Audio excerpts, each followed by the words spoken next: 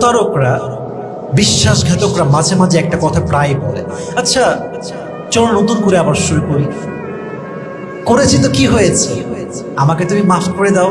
দেখো আমি তোমাকে খাওয়াচ্ছি, পড়াচ্ছি, তোমার জন্য কাপড় ধুচ্ছি, যত্ন করছি, still still I am trying my best, I really love you.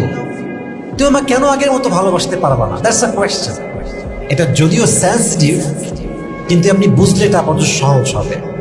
এটা একটা এক্সাম্পল আছে, উত্তরও আছে। ফর এক্সাম্পল, যদি যদি আমি আমার সবচেয়ে কাছের বন্ধুকে, কাছের মানুষকে, আমার আত্মার মানুষকে নিজে পানির ভিতরে বিষ মাখায় খাওয়াই দিই, সে বিষটা দেখলো আমি মিশিয়েছি, আমি সেই বিশ্বাসঘাতক, বিষ মিশিয়েছি আমি, আমার বন্ধু উল্টে পড়ছে, আমি তার মুখ দিয়ে ফেনা বের হচ্ছে, আমার ভালোবাসার মানুষের মুখ থেকে বিষের যন্ত্রণায় ফেনা বের হচ্ছে, আমি সেই সময় পানিতে বলছি বন্ধু মাফ করে দে, দেখ আমি তোকে সত্যি ভালোবাসি, এই দেখ পানি দিচ্ছি, এই দেখ তোকে ভালোবাসি।